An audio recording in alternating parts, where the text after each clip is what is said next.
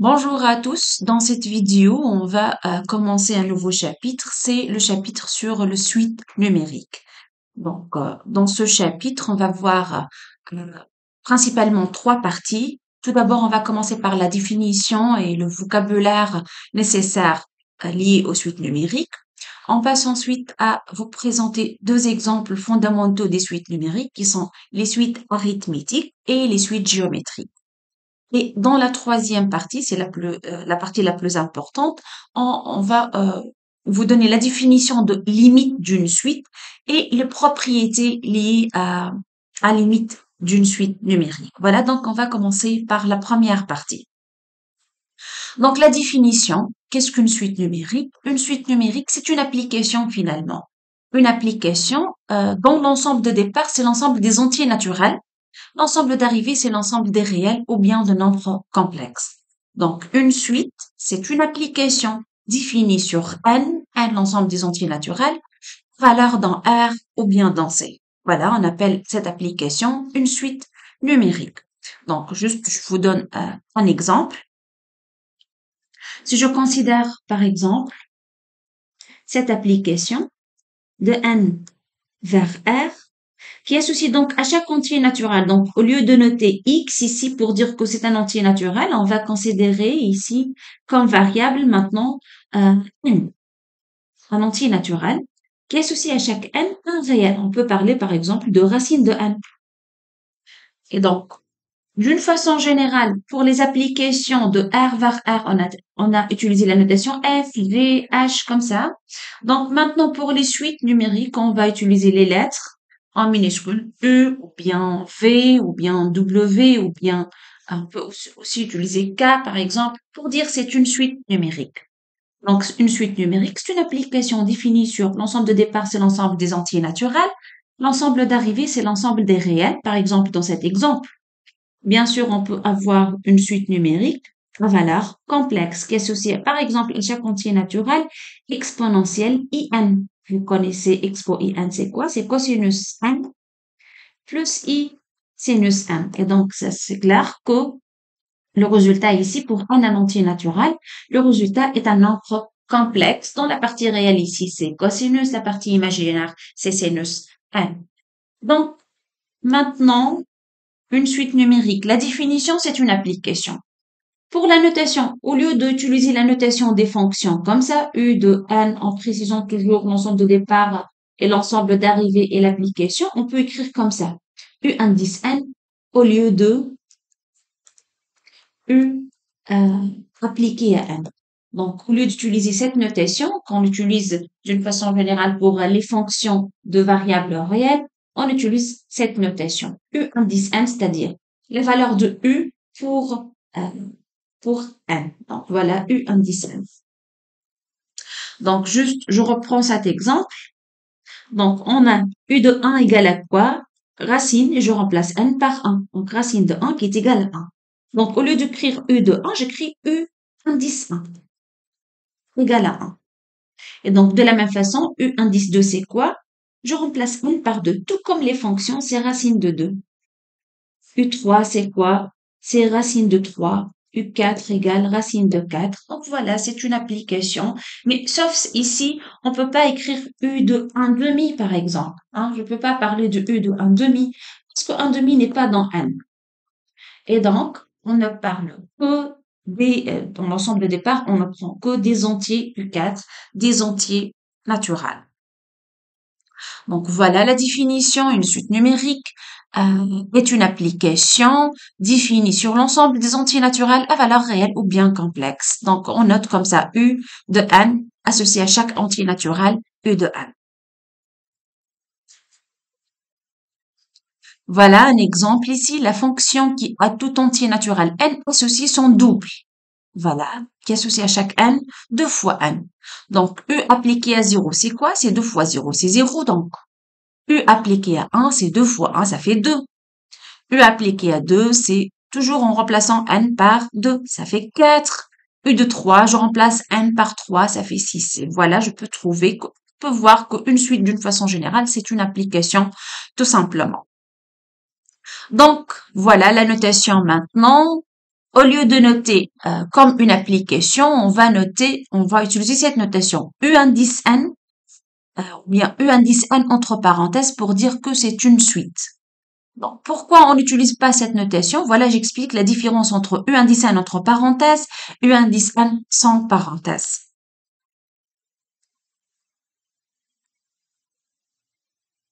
Donc, lorsque je dis U indice N, c'est-à-dire le terme d'indice N. Un seul terme, U indice N, c'est par exemple, dans notre exemple précédent,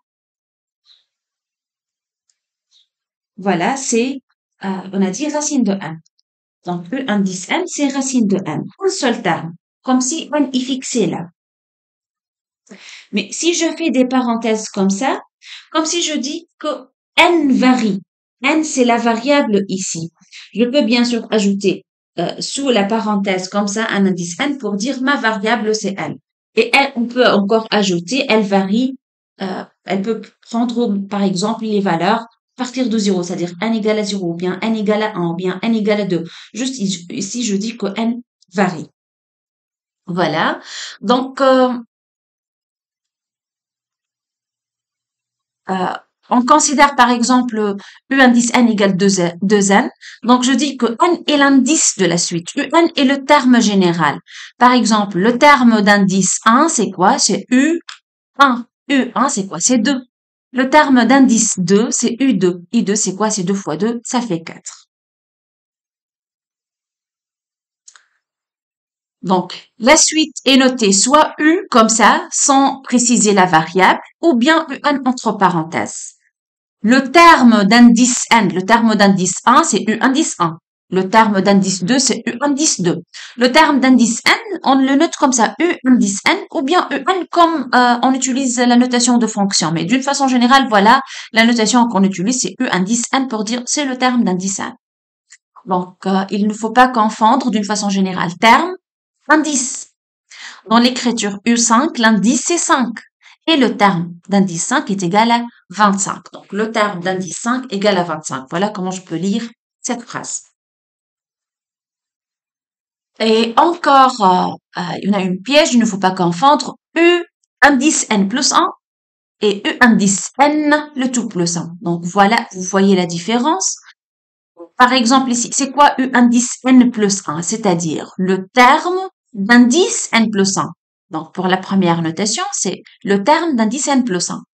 Alors que cette notation U indice N le tout plus 1, c'est le terme d'indice N et j'ajoute un 1. Voilà, sur un exemple, on peut voir mieux les choses. Donc, si je considère UN la suite définie par l'expression suivante, U indice N égale N carré. Voilà, et N, c'est la variable, N varie dans tout l'ensemble des entiers naturels. Donc, pour N égale à 5, j'écris U indice N plus 1. Vous voyez ici le N plus 1, le tout c'est un indice. N plus 1, tout ça c'est un indice. Donc, U indice N plus 1, c'est quoi? C'est U indice. Le N c'est 5 et j'ajoute 1, donc ça fait U indice 6. Et je remplace ici dans l'expression N par 6, ça fait 6 au carré, donc c'est 36. Bien que dans cette expression E indice N, le tout plus 1, vous voyez le plus 1 n'est pas dans l'indice là. Donc, je calcule E indice 5 et puis j'ajoute 1. Donc, E indice 5, c'est 5 au carré, ça fait 25, plus 1, ça donne 26. Donc, vous voyez, bien sûr, les deux résultats sont différents. Donc, il ne faut pas comprendre les deux notations. N plus 1, c'est un indice ici, mais là, il y en a un seul indice qui est N, et je fais UN plus 1. Donc, juste comme vocabulaire, on dit que la suite entre parenthèses EN ou bien c'est la suite de termes général et j'enlève la parenthèse et je dis c'est la suite de termes général E indice 1. Donc, le terme initial d'une façon générale est noté E indice N0 où N0 est le premier terme. Donc, juste je donne deux exemples pour expliquer c'est quoi le premier terme d'une suite. Si je note comme ça, U indice N égale racine de N. Donc, quand je peux parler de racine de n, lorsque n supérieur égale à 0. Donc, je peux dire, ici, c'est le premier terme, c'est quoi? C'est 0. Donc, n commence par 0. Donc, je peux parler de E0 égale 0, U1 égale 1, U2, c'est racine de 2, U3, racine de 3, ainsi de suite. Donc, le premier terme, c'est U0. Ça, c'est le premier terme. Maintenant, si je considère UN égale racine de n moins 1, bien évidemment, je peux pas parler de, pardon, je peux pas parler de U0. Hein, bien sûr, on peut pas parler de 0, racine de moins 1. Ça, c'est pas défini dans R. Et donc, on fait quoi? On doit commencer à partir de 1. Donc, je peux parler de U1, qui est racine de 1 moins 1, c'est 0. U2, racine de 2 moins 1, c'est 1. U3, c'est racine de 2. Donc, où est le premier terme? C'est E1. Ça, c'est le premier terme. Et donc, 1, c'est le premier indice pour cette suite-là. 1, c'est le premier indice et U1, c'est le premier terme. Même chose ici, 0 est le premier indice, E0 sur le premier terme. Si je donne cette suite, UN égale log de n. N'oubliez pas que ici, n toujours, c'est un entier naturel. Est-ce que je peux parler de log de n lorsque n égale à 0? Non. Log de 0, c'est pas défini. Log est défini à partir de, pour n'importe quel réel. Log de x est défini lorsque x est strictement positif. Donc, je peux pas parler de log de 0. Donc, le premier entier naturel, je peux parler de, par exemple, log de 1.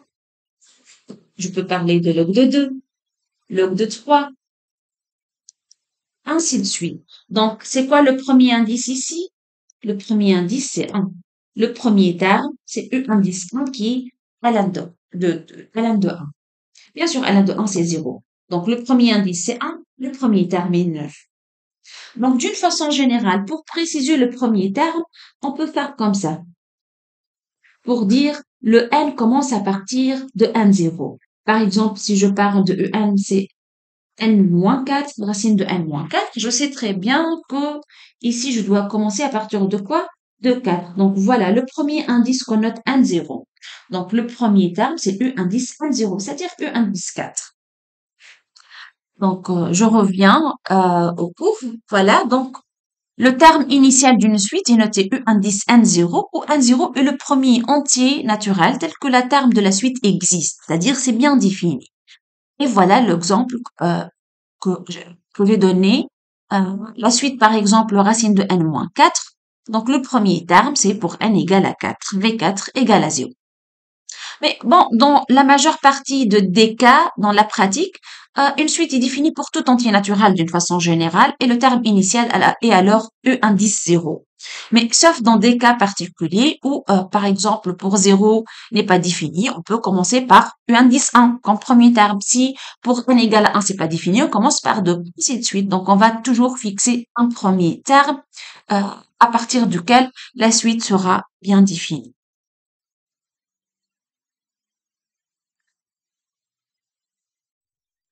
Maintenant, c'est quoi la définition d'une suite? On définit une suite ou bien définir une suite, c'est donner une formule qui permet de calculer tous ces termes.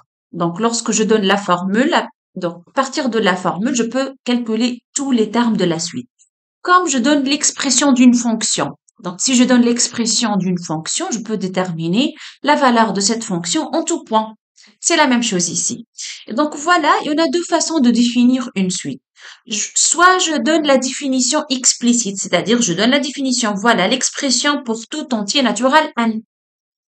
Donc, voilà, pour l'exemple suivant, je donne l'expression en égale 2n moins 1.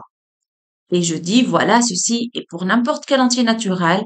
Et donc, le premier terme, c'est U indice 0. Et ensuite, U indice 1. Et donc, à partir de cette expression, je peux calculer le terme euh, pour n'importe quel indice. Donc, par exemple, je peux calculer U indice 83. À partir de cette expression, tout simplement, je remplace n par 83. Je peux calculer E indice 100, tout simplement, je remplace n par 100. Et donc, à partir de cette expression explicite, je peux déterminer la valeur de U pour n'importe quel indice. Voilà, on dit que j'ai donné la définition explicite de la suite UN. Maintenant, une deuxième méthode pour définir une suite, c'est la méthode de récurrence. C'est-à-dire quoi la méthode de récurrence? Je donne un exemple simple avant de donner la définition générale. Voilà, si par exemple je considère la suite UN définie par, je donne U0, le premier terme, je dis U0 égale à 1 par exemple. Et puis, je dis que UN, toujours, UN plus 1 égale 2 fois UN, quel que soit N supérieur ou égal à 0. Donc ici, j'ai donné une relation récurrente entre le terme d'indice N plus 1 et le terme d'indice N. Donc ça, c'est pas l'expression explicite, ça c'est une définition par récurrence. Pourquoi? Donc pour calculer E1, je fais quoi? J'utilise cette relation récurrente. Et donc ici, pour avoir E1, ici pour avoir comme indice 1, je dois considérer n égale à 0 dans cette relation. Donc je répète, on a ici U indice n plus 1 égale 2 fois En. Et j'ai besoin du E1. E1, d'après cette relation, pour avoir ici E1, ici j'ai U indice n plus 1. Donc il suffit de considérer n égale 0 dans cette relation. U indice n plus 1, c'est U indice 0 plus 1 comme indice. Et donc, dans cette relation, je dois remplacer n par 0, ça fait 2 fois U indice 0. Et E0 est donné, c'est 1, donc est égal à 2. Voilà, j'ai trouvé E1. E1 égale 2. Est-ce que je peux calculer U2 maintenant? J'utilise cette relation toujours récurrente. Donc U2, comment je peux écrire U2 sous la forme U indice n plus 1? Je peux écrire ça. 2 s'écrit comme 1 plus 1. Et donc E indice 2, c'est égal à combien? Je dois remplacer dans cette relation récurrente n par 1. C'est 2 fois U1. Et puisque j'ai déjà calculé E1, le voilà est égal à 2. Donc ça fait 2 fois 2 qui est égal à 4. Donc j'ai calculé E0, E1, E2. Est-ce que je peux déterminer E indice 5? Pour calculer E indice 5, d'après cette relation, 5, je peux l'écrire 4 plus 1. Et donc c'est U indice 4 plus 1. D'après cette relation, pour n égale à 4, ça fait 2 fois U4. Donc j'ai besoin de U4. Donc encore, j'utilise cette relation. Elle va me donner une relation entre U4 et U3. J'ai besoin du U3. Donc je vais calculer U3 à partir de cette relation qui donne une relation entre U3 et U2. Donc ici, l'inconvénient de la définition par récurrence est la chose suivante. Je ne peux pas déterminer directement U indice 83 comme on a fait dans l'exemple précédent, sauf si je calcule tous les termes précédents. Donc, cette relation récurrente, pour déterminer, elle donne toujours une relation entre deux termes successifs. Donc, à partir de U0, tu peux déterminer U1. À partir du E1, tu peux déterminer U2. À partir de U2, vous pouvez déterminer ainsi de suite. Donc, pour la définition par récurrence, toujours on a une relation entre UN plus 1 et EN. Voilà pour cet exemple. Et donc, pour calculer U indice 80, on doit calculer E0, U1, U2, U3 jusqu'à U indice 82 pour déterminer finalement U indice 83. Donc voilà la méthode de définition par récurrence. Donc voilà la définition par récurrence.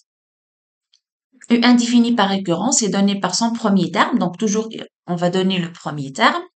Et à partir du premier terme, on calcule le terme suivant. Et à partir du terme suivant, on calcule le suivant et ainsi de suite. Donc voilà, pour cette raison, on dit que c'est une définition par récurrence.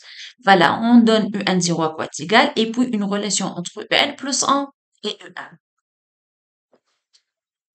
Voilà un exemple. On considère la suite définie sur N. par E indice 0, donc le premier terme, égale à 2. Et voilà la relation de récurrence qui donne une relation entre En plus 1 et En. Et donc, pour calculer E1, c'est quoi E1? Donc ici, je remplace N par 0. Ça fait 2 fois U0 moins 1. 2 fois U0, mais U0 égale à 2, ça fait 4 moins 1 qui est 3.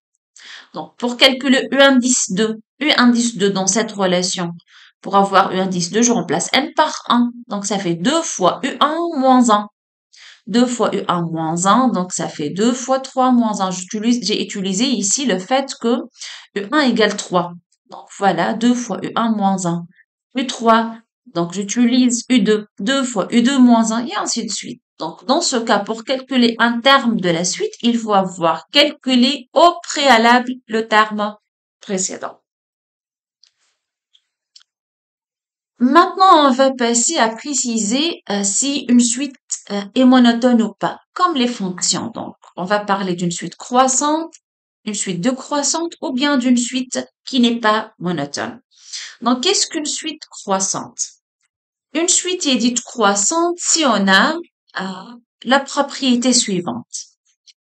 N et N plus 1, donc deux termes consécutifs ici, quelconque, on dit qu'elle est croissante si, quel que soit l'entier naturel N, UN est toujours UN inférieur ou égal à UN plus 1. Donc voilà, j'explique ça.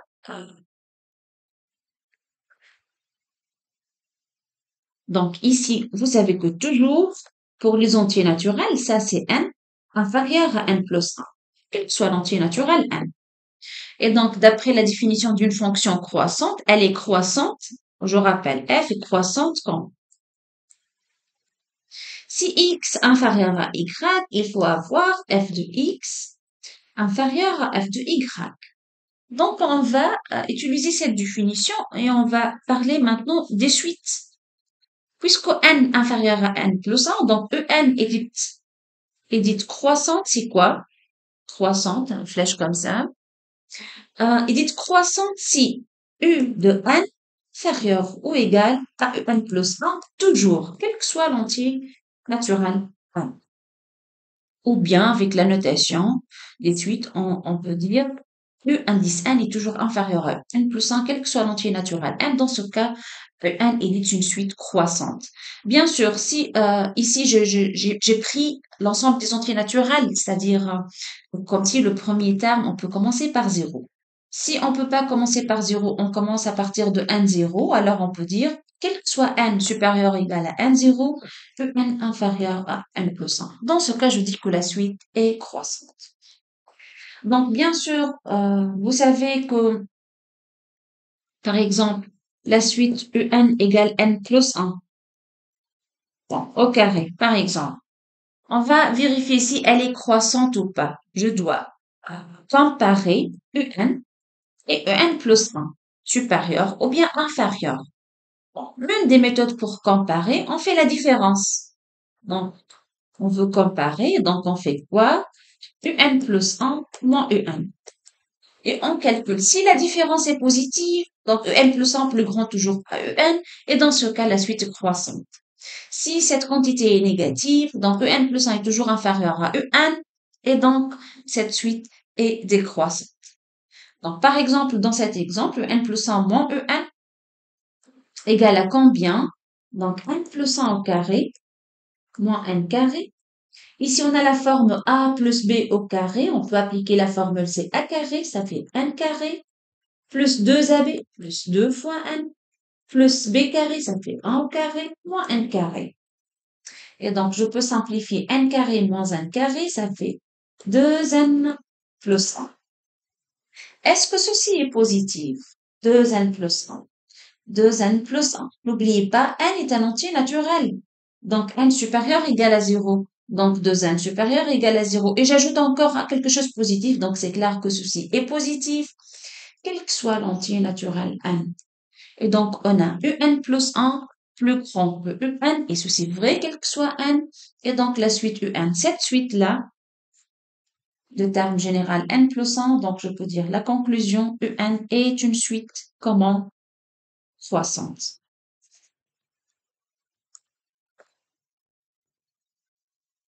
Maintenant, je donne un autre exemple.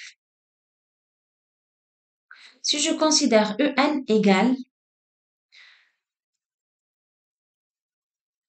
1 sur N carré plus 1. 1 sur N carré plus 1. Je veux savoir la monotonie de cette suite. Donc voilà, je veux déterminer si elle est une suite croissante. On fait quoi? Donc je compare UN plus 1 moins UN. À quoi est égal U indice N plus 1?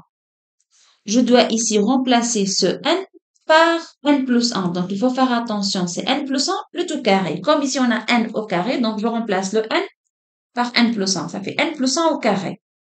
Plus 1. Donc voilà, ça c'est U indice N plus 1 moins UN moins 1 sur N carré plus 1.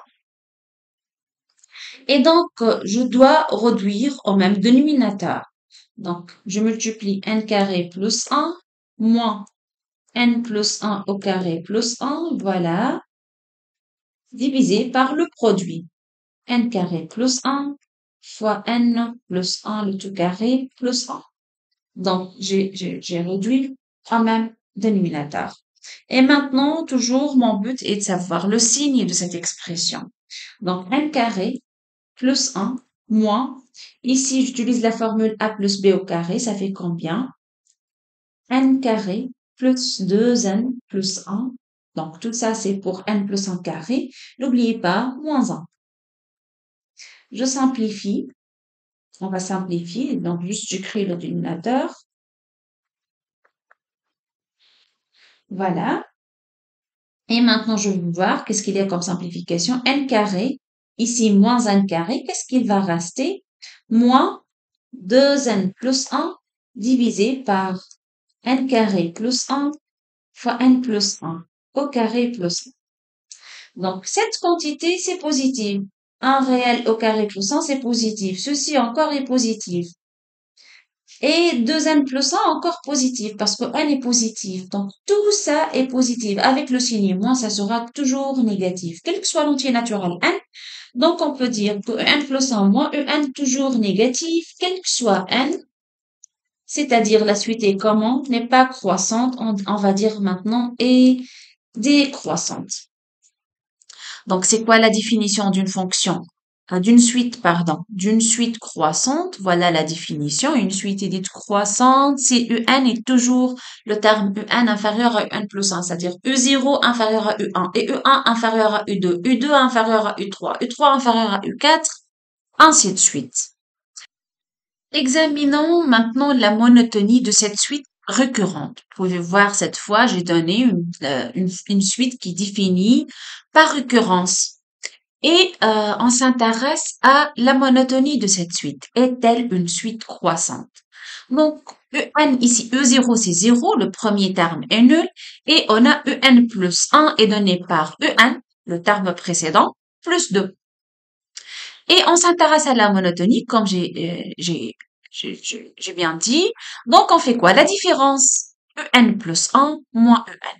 Mais cette fois, c'est beaucoup plus simple. UN plus 1 moins UN, ça fait 2. Donc, EN plus 1, c'est EN plus 2. Moi, EN, je simplifie, je trouve 2. Et 2, c'est toujours positif. Et donc, je peux dire que EN plus 1 moins EN, c'est toujours positif. Et donc, toujours, on a cette relation U indice N plus 1 supérieur ou égal à EN. C'est-à-dire, la suite EN est croissante.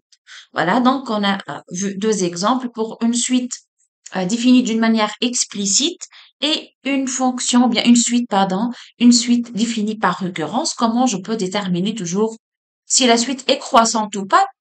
Toujours on compare UN plus 1 et UN pour n'importe quel entier naturel, pour un choix arbitraire de n. Juste une remarque ici, on a parlé de suite croissante. On peut dire que la suite est strictement croissante maintenant. C'est quoi? Si cette inégalité est stricte, c'est-à-dire UN inférieur strictement à UN plus 1. Toujours, dans ce cas, je dis que la suite UN est strictement croissante. Donc, comme par analogie, donc on a parlé d'une suite croissante. Donc, c'est quoi maintenant une suite décroissante? Une suite décroissante lorsque quoi? Lorsque maintenant, pour n'importe quel entier naturel, à partir bien sûr de premier indice, U indice n, maintenant c'est n le plus grand. Le terme UN est plus grand que UN plus 1. C'est-à-dire U0 plus grand que U1 et U1 plus grand que U2.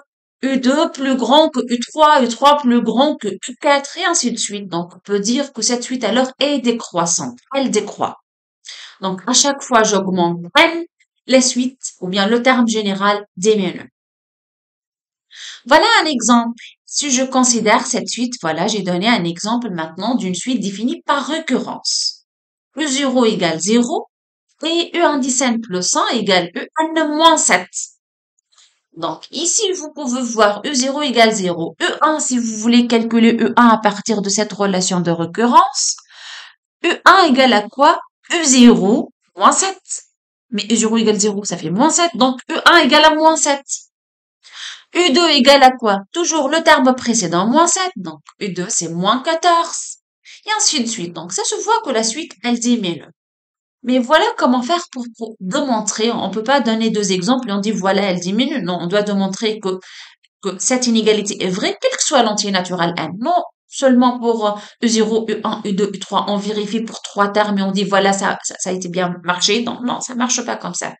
On doit démontrer que cette inégalité est vraie, quel que soit l'entier naturel n.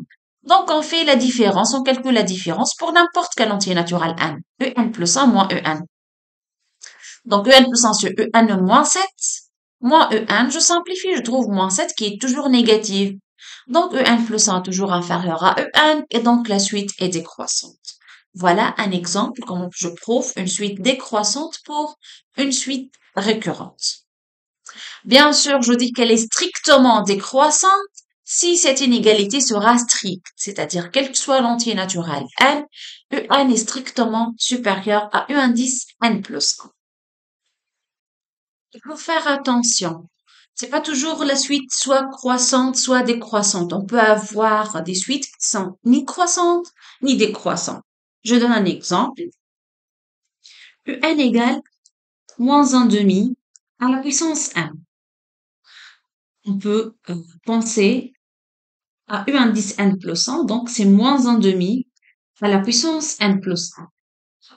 Et si je calcule la différence, Un plus 1 moins Un, c'est quoi?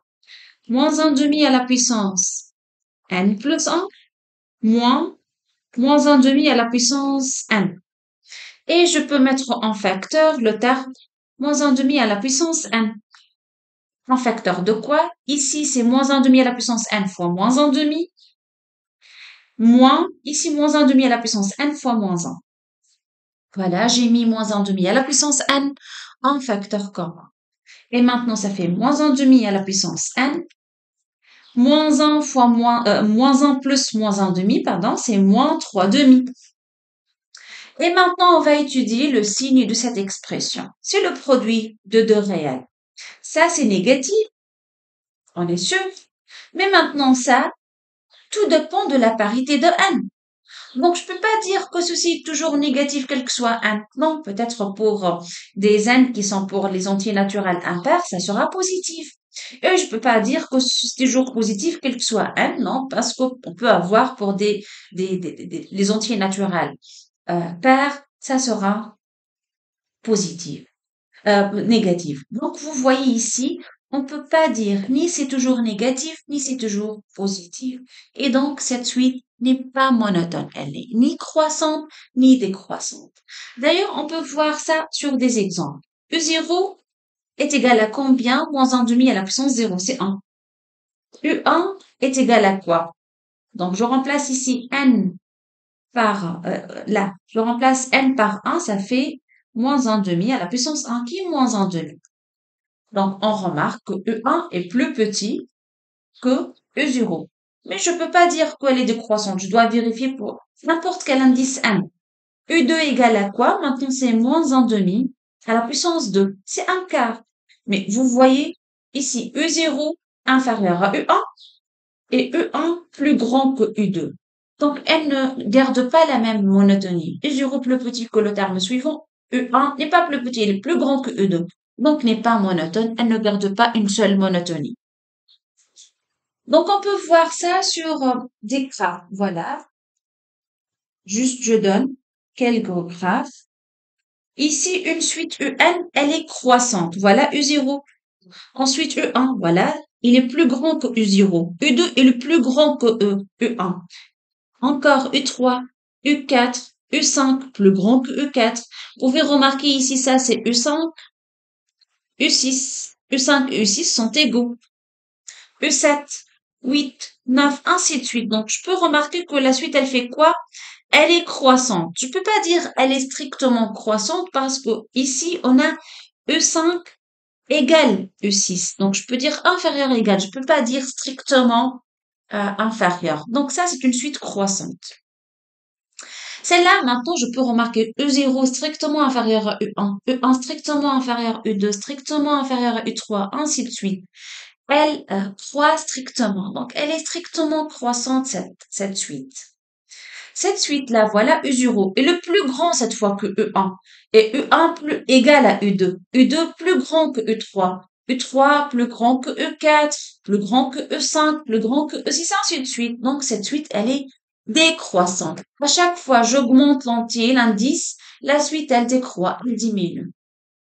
Cette suite, maintenant, elle est strictement décroissante. Voilà, elle est strictement décroissante. Celle-là, voilà, on a dit, donc ce sont les mêmes suites là. Donc voilà un exemple de suite croissante, strictement croissante, décroissante, strictement décroissante. Voilà une suite qui ne change pas, qui change de monotonie. Elle ne garde pas la même monotonie. E0 plus grand que E1. E1 plus, E0 plus petit que E1, plus petit que E2. Mais maintenant, E2 et elle diminue. Et puis, elle croît, elle décroît. Donc, cette suite n'est pas monotone. Elle ne garde pas la même monotonie. Donc, je ne peux pas dire qu'elle est suite croissante ni décroissante. Que pensez-vous de cette suite? Maintenant, ici, U1 est égal U2, est égal U3, U4, U5, U6 sont toutes égaux. Donc, je dis que cette suite constante, c'est une suite constante. Qu'est-ce qu'une suite constante? Je donne la définition dans le cas général. Voilà la définition. Une suite est constante si n'importe quel entier naturel n toujours un égale un plus 1. Donc, deux termes consécutifs sont égaux, quel que soit l'entier naturel n. Donc, dans ce cas, je dis que la suite est constante, c'est-à-dire U0 égale U1, U1 égale U2, U2 égale U3, U3 égale U4, et ainsi de suite. Un plus 1 toujours égal à UN. Dans ce cas, je dis que la suite est constante. Mais pour cet exemple, puisque U0 égale à 0 et U1 égale U0, U2 égale à 0, donc c'est une suite constante et elle vaut combien? Elle est nulle. Donc c'est la suite identiquement nulle. Quand je dis que la suite est monotone, alors si elle est soit croissante, soit décroissante. Regardez ça, donc voilà, dans ce cas, je dis elle est monotone. Si elle change de monotonie, donc je dis qu'elle n'est pas monotone. Ce n'est pas une suite monotone. En passant maintenant à définir qu'est-ce qu'une suite majorée. Majorée, c'est-à-dire quoi? Il existe une constante M qui majore tous les termes. Il existe une constante M qui majore tous les termes. C'est-à-dire quoi qui majore tous les termes? C'est-à-dire n'importe quel entier naturel, n est toujours inférieur à M. Je donne un exemple.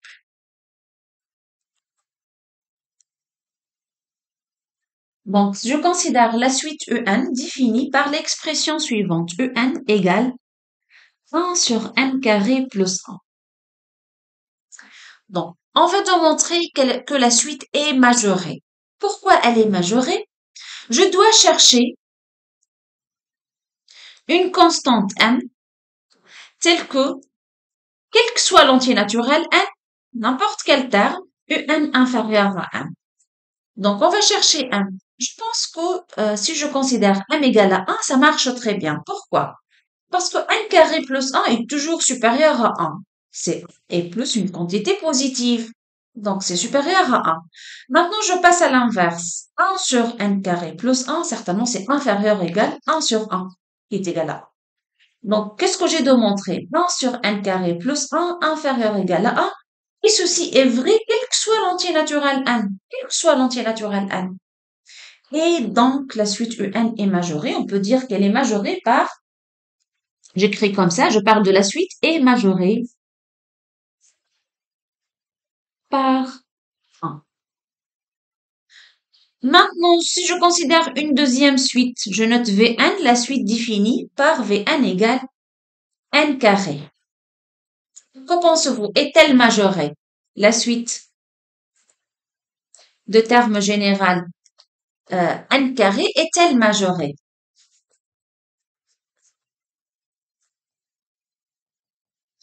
Donc, regardez, si je raisonne comme ça, je dis voilà, carré, c'est toujours inférieur à carré plus 1. Voilà, parce que j'ai ajouté une quantité positive n carré, c'est inférieur à n carré plus 1. Et donc, Vn est toujours n carré plus 1. Et ceci vrai, quel que soit l'entier naturel n. Et voilà, je trouvais un major. Que pensez-vous de ce raisonnement? Bien sûr, ce raisonnement est faux. On ne peut pas dire que Vn majoré.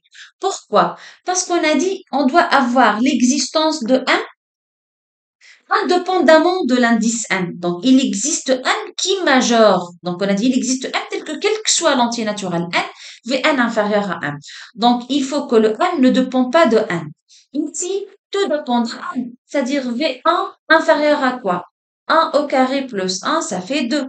V2, c'est inférieur ou égal à combien? Maintenant, 2 carré, ça fait 5. Donc, c'est pas la même constante. Donc, on dit qu'elle est majorée s'il existe une constante, la même constante et qui majore tous les termes. Donc, je répète, une suite Vn est majorée s'il existe une constante m qui majore tous les termes. S'il existe m appartient à R, tel que Vn inférieur à m, et cette majoration est vraie quel que soit l'entier naturel m. On ne doit pas trouver un majorant pour chaque terme. Non, un majorant que majore tous les termes. Voilà quand je dis que la suite est majorée. De la même façon, quand je dis que la suite est minorée cette fois, je dis que la suite est minorée s'il existe un minorant, il existe un petit m cette fois, voilà la notation que je vais utiliser, qui minore tous les termes, tels que un. Bon, ici, c'est une faute de frappe. Je vais écrire la définition. Ici, c'est ça, ces petits thèmes-là. Donc, pardon, voilà. Ici, c'est pas un grand thème, c'est un petit thème. Voilà, je crie la définition sur le papier. On dit que la définition, on dit que la suite UN est minorée. C'est quoi? S'il existe toujours un minorant pour tous les termes. Je vais le noter cette fois un petit terme. Vous pouvez bien sûr noter grand terme. Ça change pas. Donc, l'essentiel, on veut trouver un réel. Un réel qui vérifie quoi? UN cette fois plus grand que petit m. Et ceci est vrai quel que soit l'entier naturel m. Donc, un minorant qui minore tous les termes. Je donne un exemple. Par exemple, je considère la suite Vn définie par 1 sur n carré plus 1. Et on va chercher un minorant. Cette suite est-elle minorée? La suite Vn est-elle minorée? Donc, je peux voir qu'on va chercher quelque chose constante qui soit toujours inférieur à cette quantité. Je peux dire 0 parce que tout simplement, n carré plus 1, c'est toujours positif. Et donc, l'inverse d'un réel positif, c'est toujours positif encore. Voilà. Et donc, vous voyez, si vous avez bien remarqué, j'ai précisé le minorant qui ne dépend pas de n, ne dépend pas de terme n ou bien d'indice n. Donc, voilà, 0 minore tous les termes. Donc, la conclusion, Vn plus grand que 0, quel que soit l'entier naturel n. Donc, je peux dire que Vn, oui, elle est minorée. Donc, une suite est minorée s'il existe une constante réelle qui minore tous les termes. Quand je dis maintenant que la suite est bornée, quand je dis que la suite est bornée, voilà la définition. S'il existe une constante positive, telle que maintenant le terme général un en valeur absolue inférieure ou égale à c. Bon, je rappelle un résultat, le résultat suivant, dire que un en valeur absolue inférieure à une constante c, quel que soit l'entier naturel n, ça revient à dire que un est plus grand que moins c, plus petit que c. Donc, d'une façon générale, je dis que valeur absolue de x inférieure égale à a. Ça revient à dire que x entre moins a et a. Voilà. Et donc dire que la valeur absolue du E1 inférieure à c, c'est-à-dire E1 est toujours plus grand que moins c, plus petit que c. Donc E1 est borné, si quoi? Si il existe une constante, bien sûr, vous pouvez changer la notation. Ici, j'ai noté ici la constante. Vous pouvez noter petit m ou bien grand m ou bien n'importe quelle constante. L'essentiel, elle ne dépend pas de n. Donc, on doit fixer la constante, c'est quoi? Et puis, on va vérifier que cette constante vérifie ça. En valeur absolue, E1 est toujours inférieur à C. Autrement dit, E1 entre moins C et C. Vous pouvez remarquer ici, on a trouvé que C est un majorant du E1 et moins C est un minorant du E1. Donc, je peux dire qu'une suite E1 est bornée si seulement si elle est quoi? Elle est à la fois majorée et minorée. Donc, pour la suite que j'ai donnée, la suite de termes général, 1 sur n carré plus 1. Je peux dire qu'elle est à la fois minorée et majorée. Pourquoi? Majorée par 1, minorée par 0. Donc, je peux dire que voilà, 1 sur n carré plus 1 inférieur à 1 est plus grand que moins 1. Elle est plus grand que 0, donc en particulier plus grand que moins 1. Et donc, je peux dire qu'en valeur absolue, cette expression, elle est comment? Inférieure à 1. Et donc, elle est bornée. Vous voyez, le 1 ne dépend pas de n. Donc, j'ai trouvé une constante qui majeure la valeur absolue de Vn, quel que soit n. Donc, la suite est bornée. Donc, voilà la définition. Une suite est dite majorée si un inférieur à une constante m, minorée si je trouve un minorant, bornée si je trouve une constante c qui majeure la valeur absolue de un. Et donc, une suite est bornée si seulement si elle est à la fois majorée en même temps et minorée. La représentation maintenant graphique d'une suite. Comment représenter graphiquement une suite? Tout comme la fonction, on peut représenter une suite dans un repère. Par exemple, voilà un repère.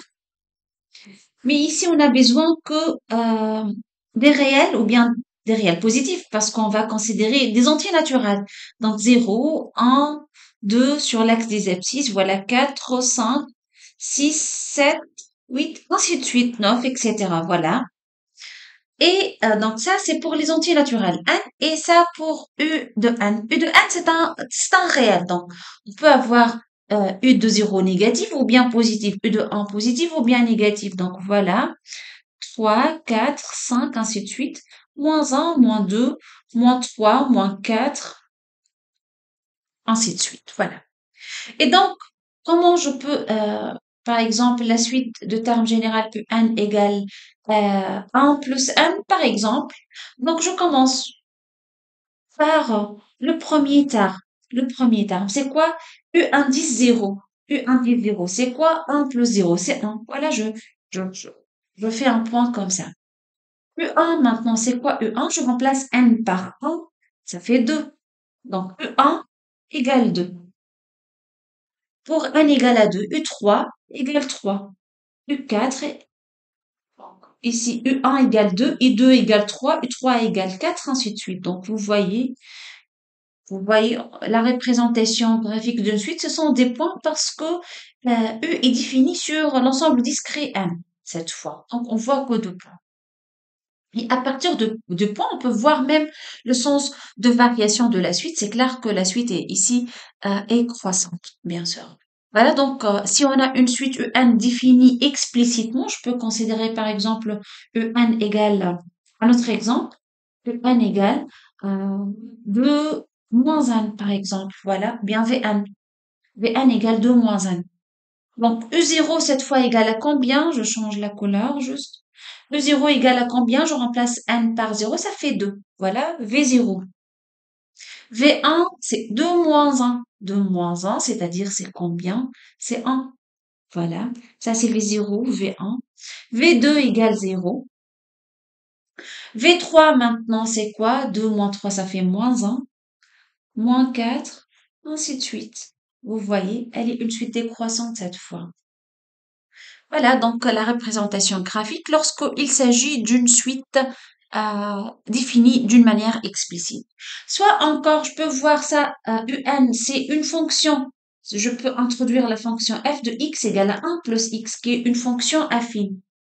Je peux tracer la courbe de cette fonction, la fonction 1 plus x, voilà la fonction, c'est une droite affine. Et à partir de cette droite, pardon, à partir de cette droite, je peux voir tous les termes de la suite. Donc, U0, U1, U2, U3, U4, U5, ainsi de suite. Même chose pour la fonction, pour la suite Vn, je définis la fonction g de x égale 2 moins x. Je trace la courbe de g de x. Voilà, encore, c'est une équation affine. C'est une fonction affine.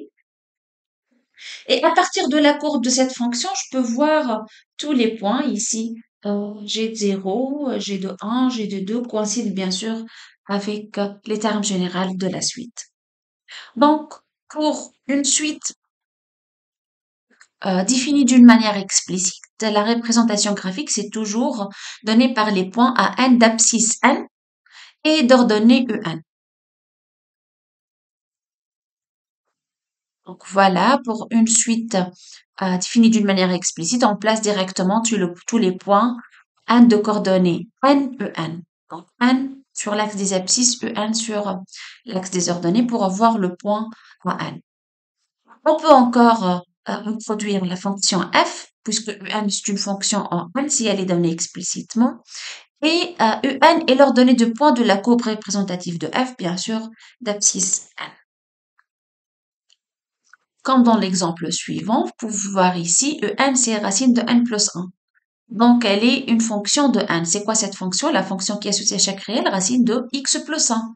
Donc, voilà la courbe en bleu. La courbe en bleu, c'est la courbe de la fonction f. Et donc, pour la suite en, donc je commence par u0. Voilà, u0, c'est quoi? C'est 1.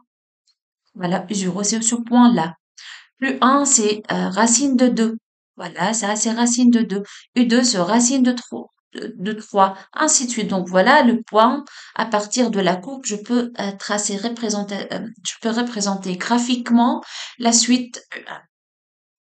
Passons maintenant à donner deux exemples fondamentaux des suites numériques qui sont les suites arithmétiques et les suites géométriques. Donc, on va commencer par la définition d'une suite arithmétique. Une suite arithmétique est une suite pour laquelle on passe d'un terme au suivant, de U0 à U1, de U1 à U2. Comment? Toujours en ajoutant le même nombre. Et on appelle ce nombre raison, la raison. Donc, pour passer de U0 à U1, j'ajoute R. Pour passer de U1 à U2, j'ajoute R. Pour passer à U2 à U3, j'ajoute R. Donc, je dis dans ce cas, c'est une suite arithmétique. C'est simple, cette suite. Pourquoi? Parce qu'on peut calculer simplement la somme de ces termes consécutifs. Donc, voilà la définition d'une suite arithmétique. Lorsqu'il existe un réel R qui vérifie ça, un plus 1 est égal à un, le terme précédent, plus R. Bien sûr, R ne dépend pas de 1, donc c'est toujours le même réel. J'ajoute toujours pour U0 à U1, c'est R, le même réel. De U1 à U2, encore c'est le même réel. De U2 à U3, le même réel. De U5 à U6, toujours c'est R. Donc, R ne change pas, bien sûr. Dans ce cas, je dis que c'est une suite arithmétique de raison R. Voilà un exemple simple d'une suite arithmétique. Donc, U0 égale à 5, le premier terme égale à 5. Un plus 1 égale un moins 2. Vous voyez ici, c'est une suite définie d'une manière récurrente. C'est une suite arithmétique parce que à chaque fois pour obtenir le terme U indice n plus 1, j'ajoute à UN moins 2. Hein, moins 2, c'est un réel, c'est négatif, mais ça reste toujours un réel. Donc j'ajoute toujours à UN égale à moins 2. Donc je dis c'est une suite arithmétique de raison égale moins 2, de raison R égale à moins 2. Donc, comment on peut imaginer d'une façon générale une suite arithmétique? Donc on a U0, le premier terme, le terme suivant, par exemple, si je donne U0 et je donne ici U1 et je dis ça, c'est une suite arithmétique, hein. Sachant qu'elle est une suite arithmétique, on peut déterminer U2. C'est la même ici, je dois ajouter. Qu'est-ce qu'on a ajouté pour avoir 7? 2, donc ici, je dois ajouter 2. Hein? U3, c'est quoi? Je dois ajouter encore 2. Ça fait 11. Ensuite, 13, ainsi de suite. Donc, pour une suite arithmétique, toujours la différence entre deux termes consécutifs, U1 plus 1 moins U1, c'est R. Donc, U3 moins U2, c'est 2. U2 moins U1, c'est 2, toujours. Donc, voilà pour une suite arithmétique. Donc, pour déterminer tous les entiers ou bien tous les termes pour une suite arithmétique, il suffit d'avoir U0, le premier terme à quoi est égal, et la raison à quoi est égal. Pourquoi? Si je te donne U0, je te dis U0 égale à 5. Et la raison, je te dis par exemple la raison égale à 4. On peut calculer E5. Comment? E5 égale U4 plus 4. Pourquoi? C'est le terme précédent plus la raison. Donc, et pour U4, c'est U3 plus 4. Donc, U4, c'est le terme précédent plus la raison. Et pour U3, c'est U2 plus 4. Donc, et UU indice 2 égale à combien? U indice 2, c'est U1 plus 4. Donc, regardez combien de 4 maintenant j'ai obtenu. Donc, ça, c'est U1. U1, c'est combien? U0 plus 4. Et j'ajoute les autres 4. Voilà, j'ai trouvé. Donc, U0, je remplace U0 par sa valeur. U0, c'est égal à, on a dit U0 égale à 5. Et voilà. Donc, ça fait 5 plus combien de 4? 1, 2, 3, 4, 5. 5 fois 4. Donc, d'une façon générale, j'ai trouvé ce U0 plus 5 fois la raison. Et on peut généraliser bien sûr ce résultat. On peut dire si on a une suite arithmétique, si UN est une suite arithmétique,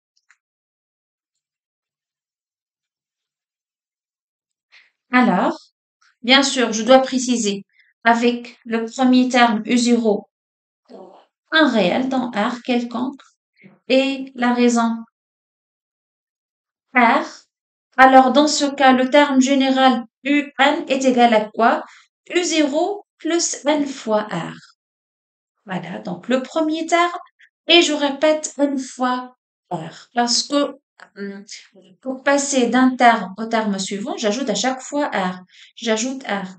J'ajoute R. Donc U0 plus combien de R pour avoir UN, bien sûr.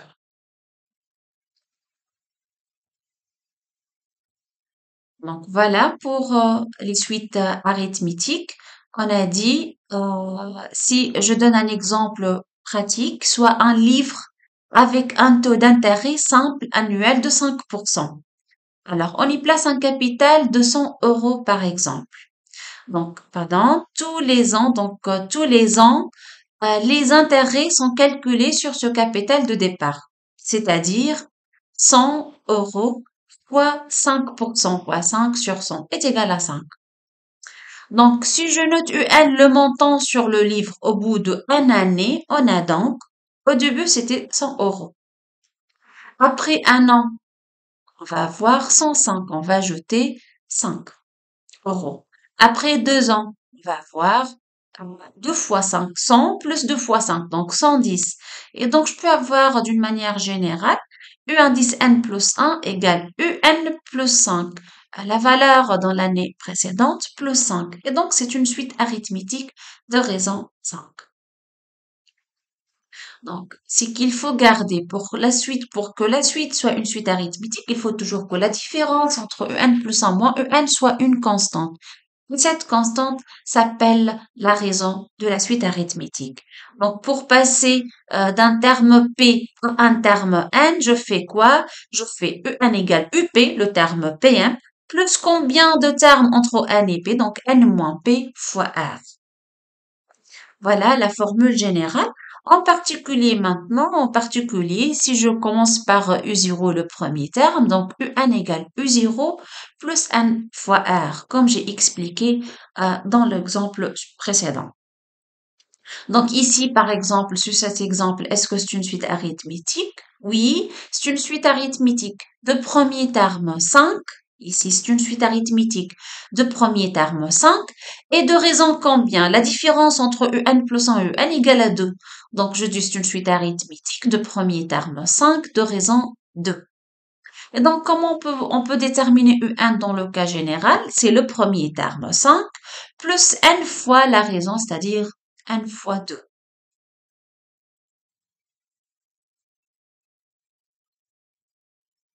Maintenant, pour la monotonie d'une suite arithmétique, la monotonie dépend de la raison de la suite. N'oubliez pas que pour passer du terme UN au terme UN plus 1, on ajoute R, la raison.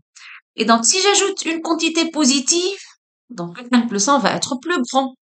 Et si j'ajoute une quantité négative, bien sûr, le terme suivant va être plus petit. Et donc, si la raison positive, la suite est croissante. Si la raison égale 0, c'est-à-dire j'ajoute rien, et donc cette suite est constante. Et si la raison est négative, donc cette suite est décroissante. Voyons ça sur un exemple. Ici, la raison c'est égal à 2. Donc un plus 1 égale un plus 2. Et c'est clair, donc un plus 1 est plus grand que un. Donc la suite est croissante. Imaginez qu'on a une suite arithmétique de raison maintenant moins 1 par exemple. Donc une suite arithmétique de raison moins 1, c'est-à-dire un plus 1 égale à un moins 1. Et donc là, on peut dire que un plus 1 est plus petit que un, parce que c'est un et j'ai retranché un réel qui est 1. Donc un plus 1 plus petit que un. Et dans ce cas, donc un est comment? Est une suite décroissante. Donc une suite arithmétique, quand elle est croissante, est croissante si seulement si R, la raison supérieure égale 0. Elle est strictement croissante si seulement si R strictement positive. Et décroissante si R négative. Et strictement décroissante si R strictement négative. Et imaginez si R égale 0. Bien sûr, dans ce cas, on va avoir un plus 1 égale un plus 0, c'est-à-dire un. Et dans ce cas, la suite est comment? La suite est constante. Voilà donc pour une suite arithmétique, pour sa monotonie. Une suite EN est décroissante, donc si R est négatif, comme l'exemple suivant, EN plus 1 égale EN moins 3. C'est une suite arithmétique de raison moins 3 négative, donc la suite est décroissante. Maintenant, la somme d'une suite arithmétique ou bien des termes consécutifs d'une suite arithmétique. Je vous rappelle qu'on a vu déjà ce résultat dans le chapitre calcul pour l'informatique. Donc voilà, je vous rappelle ceci. La somme de 1 jusqu'à n de k, c'est égal à combien? En fait, je remplace k par 1, puis k par 2. Donc, c'est la somme de 1 plus 2 plus 3 jusqu'à n. Et on a dit déjà dans le chapitre calcul pour l'informatique, c'est 1 plus n fois n sur 2. Et déjà, c'est le même exemple que j'ai donné dans le premier chapitre. Vous pouvez bien sûr regarder la vidéo sur le calcul informatique pour voir ces formules. Mais ici, voilà, j'ai rappelé ça. Donc, si on a une suite arithmétique d'une façon générale, si on a une suite arithmétique, on peut dire que la somme des termes consécutifs, c'est quoi la somme des termes consécutifs? On peut comprendre ça, voilà comment. Je suppose que j'ai une suite arithmétique. En est une suite arithmétique. Et donc, je veux calculer E0 plus E1 plus E2 plus E3 plus E4. Ici, je parle de la somme d'une suite arithmétique ou bien des termes consécutifs E0 plus E1 plus E2 plus E3 plus E4. Lorsque je somme par exemple E1 plus E5 plus E8, non, ça c'est pas une somme des termes consécutifs parce qu'il manque ici le E2, le E3, le E4, ainsi de suite. Donc je parle de la somme des termes de nombre de termes, un nombre bien déterminé, des termes consécutifs. Si je suppose que En est une suite arithmétique, alors la somme c'est simple. On peut utiliser ce symbole somme. On a dit c'est allant de 0, ici c'est le cas. Voilà le compteur qui change à chaque fois jusqu'à 4 du UK. La formule est la suivante. Le premier terme, je peux écrire le premier terme, ici c'est U indice 0, plus le dernier terme, c'est U indice 4, fois le nombre de termes. Combien de termes de 0 jusqu'à 4? On a dit 4 moins 0 plus 1. Le dernier indice moins le premier qui est 0 plus 1. Divisé par 2. Voilà la formule.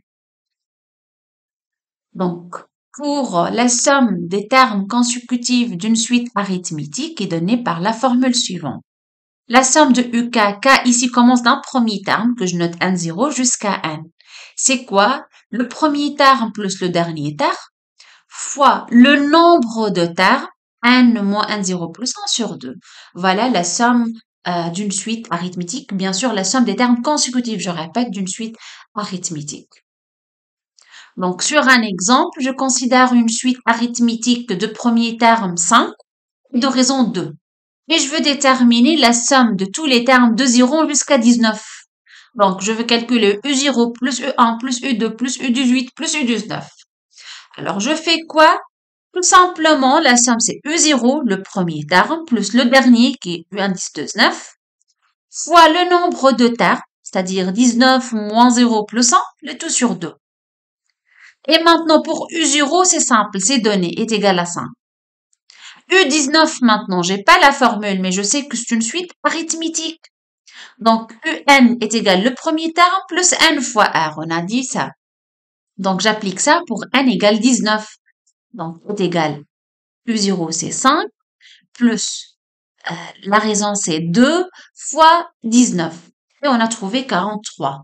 Donc, la somme, tout simplement, c'est donnée par cette expression, toujours. Voilà, on a appliqué cette formule et on a trouvé la somme de termes consécutifs. Ici, combien de termes? Ça fait 20 termes consécutifs d'une suite arithmétique. Donc, voilà comment je peux retenir la formule.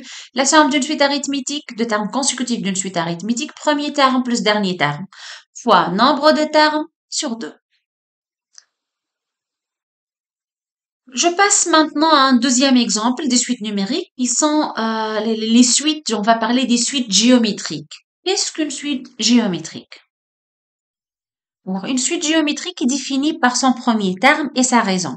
Mais cette fois, le passage d'un terme à l'autre, de UN à UN plus 1, comment on passe? Pas en ajoutant comme le cas d'une suite arithmétique, mais en multipliant par la raison. Donc ici, comme vous pouvez voir, UN plus 1 est égal à UN fois Q. Donc, le passage de U0 à U1 égale à quoi? U1 égale à Q fois U0. U2 égale à Q fois U1. U3 égale à Q fois U2. Donc, toujours la même constante Q, le même réel Q qui s'appelle la raison de la suite géométrique. Donc, bien sûr, comment je peux déterminer la raison Q? On peut diviser. On divise UN plus 1 sur UN. Puisque UN plus 1 égale Q fois UN. Donc, UN plus 1 sur UN égale à Q. D'une façon générale, puisque je dois multiplier par Q, donc pour E1 égale U0 fois Q, U2 égale U0 fois Q fois Q. Donc, d'une façon générale, le terme général s'écrit UN égale U0 fois Q à la puissance N. Par exemple, ici, si je considère la suite géométrique de premier terme 1 et de raison 2, alors la suite géométrique s'écrit sous la forme U0 qui est égal à 1 fois 2 à la puissance n. Donc 2 à la puissance n. 2 à la puissance n, c'est une suite géométrique de raison 2.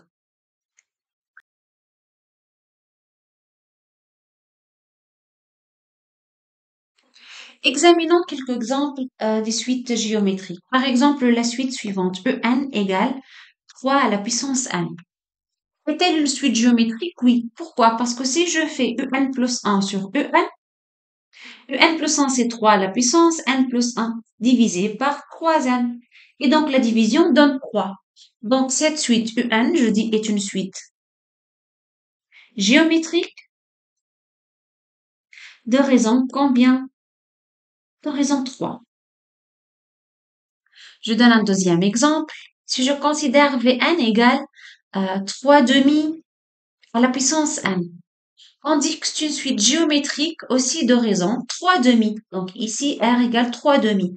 Comment faire? Vous pouvez toujours faire Vn plus 1 divisé par Vn pour trouver que c'est la raison est égale à 3 demi. Je considère un troisième exemple. Vn égale à 4 sur 5 à la puissance n. Donc, toujours Wn plus 1 sur Wn est égal à 4 sur 5 à la puissance n plus 1 divisé par 4 sur 5 à la puissance n. Je calcule ça. Je trouve combien 4 et 4 sera simplifié. 5 à la puissance n divisé par 5 à la puissance n plus 1, ça fait 1 cinquième. Donc encore, c'est une constante. Donc Wn plus 1 égale 1 cinquième Wn, c'est-à-dire encore, c'est une suite géométrique de raison combien? De raison 1 cinquième. Mais ici, pour le premier terme W0 est égal à 4 ici. Donc, c'est une suite géométrique de raison 1 cinquième de premier terme 4. Pour Vn, V0 c'est quoi? V0 c'est 1 cette fois. Donc, je dis que Vn est une suite géométrique de raison 3 demi de premier terme 1. Celle-là maintenant, E1 on a dit c'est une suite géométrique de raison 3. À quoi est égal U indice 0? Je remplace 1 par 0, ça fait 1. Donc, je dis que c'est une suite géométrique de raison 3 et de premier terme 1. Maintenant, si je veux étudier la monotonie d'une suite, voilà, je considère une suite de type Q à la puissance n. C'est une suite géométrique de raison que. Le premier terme, donc une suite géométrique de raison Q et de premier terme. Ici, comment voir le premier terme? Je remplace n par 0. U0 égale à quoi? Est-elle monotone? Ici, on va par exemple calculer En plus 1 moins En. C'est Q indice N plus 1 moins Qn. Et je peux mettre Qn en facteur de quoi? Q moins 1.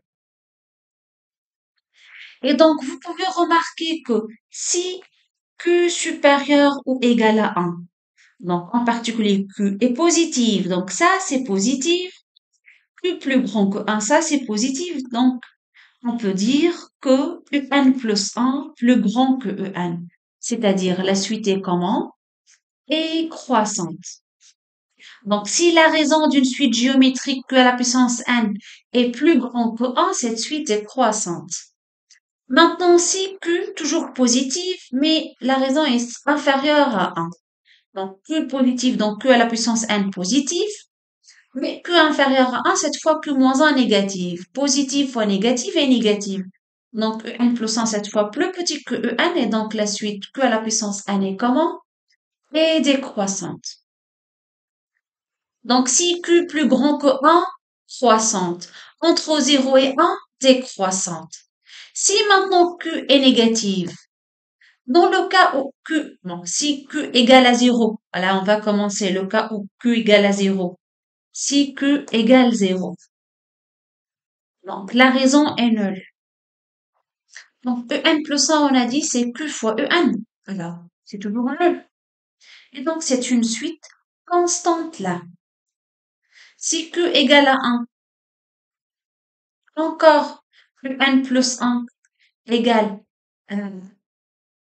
1 qui est Q fois En. Donc, encore, c'est une suite constante.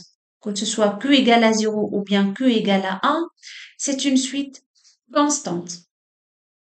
Mais maintenant, si Q strictement négatif, si Q strictement négatif, donc on a dit En plus 1 moins En égale Q à la puissance N fois Q moins 1. Négative Q, donc celle-là c'est négatif. Et maintenant, Q à la puissance n, je ne peux pas déterminer. Tout dépend de n, pair ou bien impair.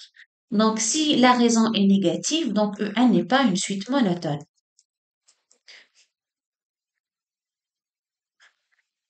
Parce qu'elle sera, si n est pair, donc ça c'est positif fois négatif, négatif. Si n est impair, négatif fois négatif sera positif et donc elle change de monotonie. Donc, pour une suite géométrique sous la forme Q à la puissance n, on peut dire quoi sur sa monotonie? Voilà, si Q négative n'est pas monotone, si Q entre 0 et 1 décroissante, si Q supérieur ou égal à 1 elle est croissante et si Q égale à 1 elle est constante, bien sûr. Voilà par exemple cette suite En égale à moins 1 à la puissance n, c'est une suite géométrique de raison moins 1, elle n'est pas monotone. Encore une suite En définie par 1 demi à la puissance n. Donc la raison ici, c'est 1 demi, puisque c'est entre 0 et 1, donc elle est décroissante. comme on a parlé des suites arithmétiques, la somme des termes consécutifs d'une suite arithmétique, on va passer maintenant à parler d'une somme, la somme des termes consécutifs d'une suite géométrique. Donc, pour Q différent de 1, je suppose que la raison différent de 1. La somme d'une suite géométrique de raisons Q, donc la somme de 1 plus Q au carré plus Q au cube plus Q à la puissance n moins 1 plus Q à la puissance n est donnée par l'expression suivante. Voilà, 1 moins la raison, voilà, 1 moins la raison à la puissance n plus 1 divisé par 1 moins la raison. Voilà, je vais appliquer cette formule pour la suite géométrique suivante de raison 1 demi. Ça, c'est 1 demi à la puissance 0, plus 1 demi à la puissance 1, plus 1 demi au carré, ainsi de suite. Donc, je veux calculer, donc d'après la formule précédente, si je veux calculer la somme, c'est 1 moins la raison à la puissance nombre de termes, 11, divisé par 1 moins la raison. Et donc, on fait le calcul, 1 moins 1 demi, ça fait 1 demi. Ça, c'est, je réduis au même dénominateur, c'est 2. Voilà, donc juste, on a mis 1 demi, l'inverse de 1 demi, c'est 2. Voilà la somme quad égale. Encore un exemple d'une suite géométrique d'une façon générale. Si j'ai une suite géométrique de premier terme U0 égale à 3, de raison Q égale à 2, comment faire pour déterminer la somme? Bien sûr, on écrit toujours le premier terme fois 1 moins la raison à la puissance nombre de termes divisé par 1 moins la raison. Et maintenant, voilà, je passe à la dernière partie de ce chapitre, limite d'une suite numérique. Quand je dis que la suite UN, si on a une suite numérique UN, converge vers un réel L, lorsque n tend vers plus l'infini. C'est-à-dire quoi cette notation? UN, ou bien je peux encore écrire la limite quand n tend vers plus l'infini du UN égale le réel L. Signifie quoi? Signifie tout simplement que pour n assez grand, pour n suffisamment grand, la distance entre UN et L est assez petite. Regardez, je donne un exemple. Par exemple, UN égale 1 plus 1 sur n.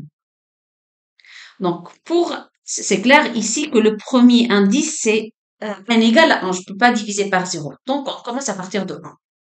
Le 1 égale à quoi? 1 plus 1 sur 1, ça fait 2. U2 égale 1 plus 1 demi. U3 égale 1 plus 1 tiers. Et comme ça, pour n assez grand, voilà, pour U indice 100 par exemple, 1 plus 1 sur 100. U1000 est égal à 1 plus 1 sur 1000. Et donc, vous pouvez voir, ou bien vous pouvez remarquer qu'à chaque fois n très très grand, la distance entre UN et 1 est assez petite. Ici, la distance entre U1000 et c'est 1 sur 1000, c'est très petit. Donc, la distance entre UN et moins 1, donc pour ce cas-là, est très très petit, 1 sur 1000. Donc, pour n assez grand, à chaque fois, elle sera de plus en plus petite. Et donc, on dit que UN converge vers quoi? Converge vers 1 quand on tend vers plus l'infini. Donc, on a besoin d'une définition mathématique correcte. On a bien parlé des phrases mathématiques au début de la première séance, dans notre première séance. On a dit qu'une phrase mathématique doit être correctement écrite. Donc, on a besoin d'une définition mathématique correcte. On va pas parler de assez petit et assez grand. En fait, assez petit et assez grand, c'est pas une phrase mathématique juste. Ça n'implique rien. Voilà la définition de une suite UN converge vers L, on va dire d'une façon générale. On a dit la distance entre UN et L est assez petite, mais il n'y a pas une phrase mathématique qui dit assez petit. Donc assez petit, c'est-à-dire quoi? Si je choisis n'importe quel epsilon, la distance inférieure à epsilon, toujours.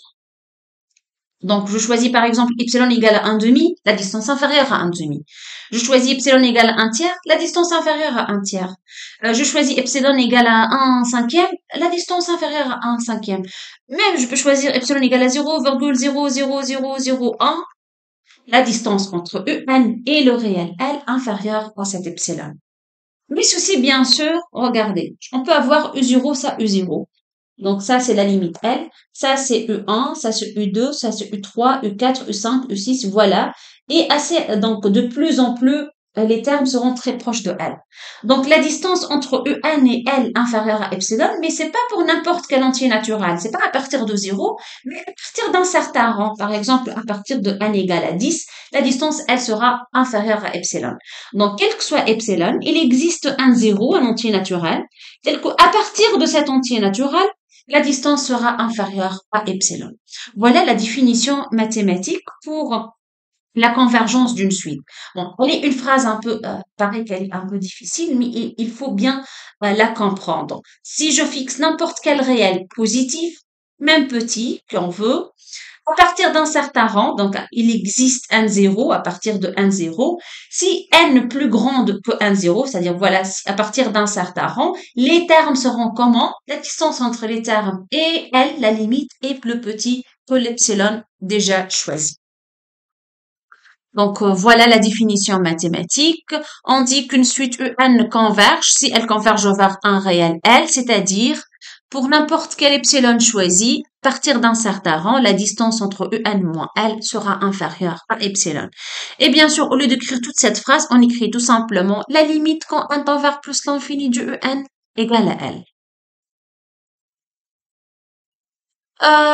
Juste pour comprendre maintenant, si je considère UN défini à partir d'un rang 1, 0, il y en a trois possibilités pour la limite. Soit la limite égale à plus l'infini, soit la limite égale à moins l'infini, soit la limite égale à un réel L. Bien sûr, si la limite égale à un réel L, on dit que la suite converge vers L. Sinon, s'il n'y a pas un réel L, on dit qu'elle diverge. Il y en a plusieurs types de divergence finalement. On dit que UN tend vers plus l'infini, on dit pas converge vers l'infini, donc elle possède une limite plus l'infini, comme quoi, pour assez grand, UN sera très très très grand. J'écris ça avec les epsilon. Voilà. Avec les epsilon, comment je peux écrire une phrase correcte pour dire que la limite quand n tend vers plus l'infini, du UN égale à plus l'infini. Donc, c'est-à-dire UN est assez grand. UN est assez grand. C'est grand, c'est-à-dire quoi? Quel que soit le réel que tu vas choisir, EN est plus grand que A. Voilà pour dire assez grand. Quel que soit A positif, EN plus grand que A. Et donc, est-ce que ceci est vrai pour n'importe quel entier naturel? À partir d'un certain rang, pour n assez grand, donc pour n assez grand, c'est-à-dire à partir d'un certain rang, voilà, quel que soit n, donc il y en a un à partir d'un rang 1, 0, à partir de quel? Lorsque n est plus grand que 1, 0, EN est plus grand que A. Avec A ici, c'est arbitrairement choisi un réel quelconque. Donc, juste pour dire que si n assez grand, UN est très grand. On peut pas écrire comme ça parce que le mot assez grand, c'est pas une phrase mathématique correcte. On a dit une phrase mathématique, soit juste, soit non, soit vrai, soit faux. Le mot assez grand n'est pas précis, donc voilà une phrase beaucoup plus précise. Donc, quel que soit le A que tu choisis, n'importe quel réel, à partir d'un rang 1, 0, le n sera plus grand que le réel que tu as fixé dès le début. Maintenant, c'est-à-dire quoi la limite lorsque n tend vers plus l'infini de En égale à moins l'infini? C'est-à-dire En est très très petit. Petit, plus petit que n'importe quel réel tu choisis. Tu choisis A égale à moins 5, En plus petit que moins 5. Tu choisis A égale à moins 10, En plus petit que moins 10.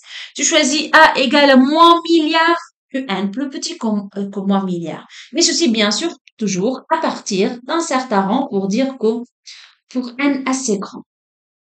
Voilà la limite lorsque n tend vers l'infini de n égale à moins l'infini, mathématiquement, voilà l'expression correcte. Ce qu'il faut retenir juste, c'est-à-dire quoi cette définition, bien celle-là. Ici, pour n assez grand, En est très grand.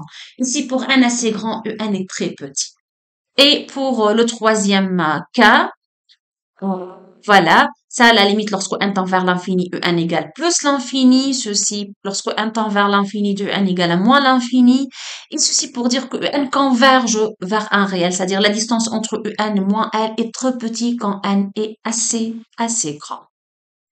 Bien sûr, le résultat sur les limites de fonctions, on peut les utiliser. Par exemple ici, log de n lorsque n tend vers l'infini, cette suite tend vers plus l'infini. La limite lorsque n tend vers l'infini de racine de n égale à plus l'infini encore. 1 sur log de n, puisque log de n tend vers l'infini, alors 1 sur l'infini c'est 0 plus. La limite lorsque n tend vers plus l'infini de 1 sur racine de n égale 0 plus encore. Si k est un entier supérieur ou égal à 1, alors la limite de n au carré ou bien n au cube ou bien n à la puissance 4, lorsque la puissance est positive, l'essentiel, la limite est toujours plus l'infini. Maintenant, si on a l'inverse 1 sur n ou bien 1 sur n carré ou bien 1 sur n au cube, lorsque n tend vers l'infini, la limite est égale à 0. Et si on a une suite géométrique, c'est très important ce résultat, si que un réel strictement supérieur à 1. Donc, la limite tend vers plus l'infini. Et si Q entre 0 et 1, strictement positif, strictement inférieur à 1, que n tend vers 0 plus. Donc, par exemple, la limite quand n tend vers plus l'infini de n à la puissance 3, c'est plus l'infini. Pourquoi? Parce que la puissance est positive. La limite lorsque n tend vers plus l'infini de n à la puissance 3 demi, encore, est plus l'infini. 3 demi est positive. La limite lorsque n tend vers plus l'infini de 1 sur n carré, cette fois c'est 0. 1 sur l'infini, 0. Donc ça, c'est pour les fonctions puissance. Pour les fonctions logarithmes maintenant, log de n, lorsque n tend vers plus l'infini, ça tend vers plus l'infini. Et donc, 1 par exemple sur log de n, lorsque n tend vers plus l'infini, ça tend vers 0. Voilà. Donc, bien sûr, pour l'exponentielle, la même chose. Quand n tend vers plus l'infini, exponentielle l'infini, c'est l'infini. Et 1 sur exponentielle n, lorsque n tend vers plus l'infini, ça tend vers 0. 1 sur l'infini, 0. Donc, en particulier, exponentielle 2n, ça tend vers l'infini lorsque n tend vers plus l'infini. Et exponentielle moins 3n, expo moins 3n, c'est comme si on a expo 1 sur 3n, 1 sur expo 3n. Et donc, ça tend vers quoi? Ça tend vers 0. Donc, lorsqu'on a exponentielle alpha n, la limite égale à quoi? Égale plus l'infini si alpha strictement positif, égale 0 si alpha strictement négatif. Voilà pour la fonction exponentielle. Pour alpha égale à 0, bien sûr, à quoi égale la limite? Si je remplace alpha par 0, je trouve expo 0 qui est égal à 1. Donc, c'est une constante, même pour n tend vers l'infini, ça reste toujours la constante 1. Maintenant, si je considère une suite géométrique, q à la puissance n, hein, c'est une fonction exponentielle de raison que. Par exemple, 1 demi à la puissance n, ou bien 1 tiers à la puissance n, ou bien 2 à la puissance n. Donc, si q est positif, si q est strictement positif, je peux écrire, je rappelle que a à la puissance b, c'est exponentielle b, ln de a. Donc, q à la puissance n, c'est exponentielle n, ln de q. Et voilà notre alpha. Donc ça, lorsque n tend vers plus l'infini, si alpha est positif, ça tend vers l'infini. Si alpha est négatif, ça tend vers 0. Mais il faut savoir quand alpha est positive. Lorsqu'elle est positive, logarithme n'est pas rien. Elle est positive lorsque quoi? Le réel est plus grand que 1. Et elle est négative si le réel entre 0 et 1. Donc, pour une suite géométrique, q à la puissance n, elle tend vers l'infini si la raison plus grande que 1, strictement. Elle tend vers 0 si la raison entre 0 et 1. Et si q égale 1, mais si q égale à 1, on va voir une suite constante, 1 à la puissance n, qui est égale à 1. Et si q égale 0, encore c'est la suite constante, on a dit 0 à la puissance n, c'est toujours 0, donc ça reste la limite égale 0. Maintenant, si q négative, la suite q à la puissance n n'admet pas de limite. Elle n'admet pas de limite. Donc voilà pour les suites géométriques q à la puissance n. Converge dans deux cas, la raison strictement comprise entre 0 et 1, ou bien q égale à 1, ou bien q égale à 0, bien sûr. Si q strictement supérieur à 1, par exemple ici, ça tend vers plus l'infini. Ceci, ça tend vers 0. Ceci aussi tend vers 0 quand n tend vers l'infini. Mais si je parle, par exemple, de la suite moins 1 à la puissance n, ou bien moins 1 demi à la puissance n, ces deux suites n'admettent pas de limite.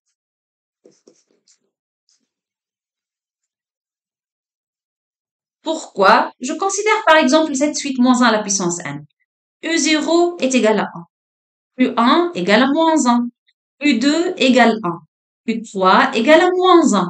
Donc ici, est-ce qu'il y en a une limite pour cette suite?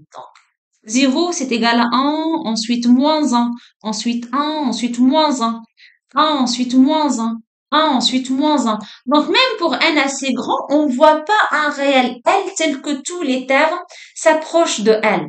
Donc comme vous voyez, même pour n assez grand, on va voir même allure. Moins 1, 1, moins 1, 1, moins 1, 1.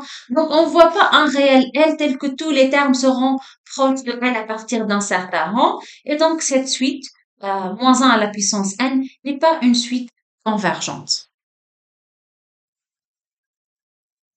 Donc, si on veut résumer, on a trois types de suites. Donc, si on a une suite EN, soit elle converge, suite convergente, c'est-à-dire quoi converge? C'est-à-dire que la limite existe et c'est un réel. Dans ce cas, je dis que la suite EN converge vers le réel L.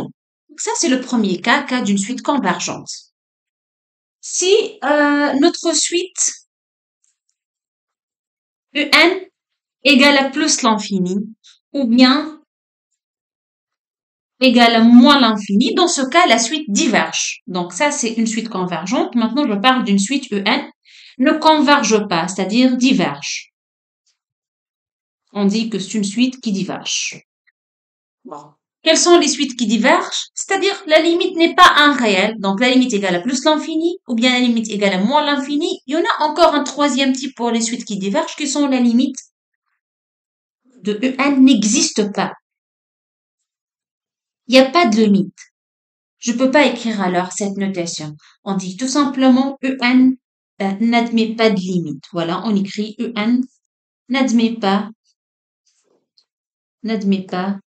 de limite.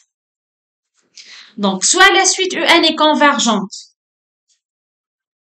converge, c'est-à-dire la limite égale à L, soit elle diverge. Elle diverge, il y en a deux cas ou bien trois cas. La limite égale à plus l'infini, égale à moins l'infini, ou bien la limite n'existe pas. Donc voilà, je donne un exemple pour chaque cas. Donc pour la suite converge, voilà, par exemple, je considère la suite suivante, UN définie par 1 plus exponentielle moins n. Lorsque n tend vers l'infini, expo moins n tend vers l'infini. Donc expo moins l'infini, c'est 0. 1 plus 0, c'est 1. Donc la limite égale à 1. Donc, dans ce cas, UN converge vers 1. Voilà le cas d'une suite convergente. Si je considère UN égale à 1 plus exponentielle n, lorsque n tend vers l'infini maintenant, expo n c'est plus l'infini, avec ce 1 ça sera plus l'infini. Donc on dit que UN diverge vers, on dit pas converge, bien que la limite égale à plus l'infini, on dit diverge vers plus l'infini. Je considère UN égale à 1 moins exponentielle n.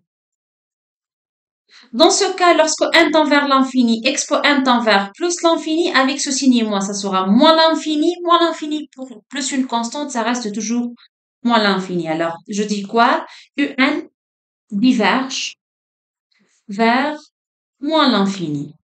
Et le dernier cas, voilà, moins 2 à la puissance n par exemple, c'est une suite géométrique de raison moins 2 négative, et donc la limite n'existe pas. UN n'admet pas de limite, donc elle diverge aussi.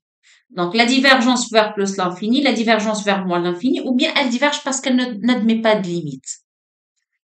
Maintenant, il y en a des résultats qui assurent l'existence de la limite. Par exemple, si on a deux suites UN, deux suites numériques. Si UN est toujours inférieur ou égal à Vn, quel que soit n à partir d'un certain rang, Et la limite, on sait que la limite, lorsque n tend vers plus l'infini de en égale plus l'infini. Donc, si on a en plus petit que Vn, et la limite de en égale à plus l'infini. Dans ce cas, je peux dire que la limite de Vn aussi, c'est plus l'infini. Parce que Vn est plus grand que En. Si En tend vers plus l'infini, alors Vn tend vers plus l'infini. Voilà le premier résultat qui assure que la limite de Vn existe et tend vers l'infini. Donc, c'est une suite qui diverge. Si maintenant En inférieur à Vn, et on connaît la limite de Vn. La limite de Vn égale à moins l'infini. Dans ce cas, puisque En plus petit que Vn, et Vn tend vers moins l'infini, donc En est plus petit que moins l'infini, c'est-à-dire la limite lorsque n tend vers plus l'infini de En, dans ce cas, égale à moins l'infini. Un troisième résultat qui assure l'existence de la limite, si on a un encadrement En inférieur à Vn est plus grand que Wn. Ça, dans le premier point, quel que soit n supérieur à n0, et que la limite, si on connaît que la limite du Wn égale la limite de Vn égale à un réel n. Donc, ça s'appelle le théorème de gendarme. Si En tend vers un réel n, Vn aussi tend vers L, le même réel. Donc, d'après le théorème de gendarme, nécessairement, En, elle possède une limite. Elle converge et elle converge vers la même limite. Donc, il y en a ces trois résultats pour l'existence de la limite. Si En plus petit que Vn est le plus petit tend vers plus l'infini, donc Vn tend vers plus l'infini.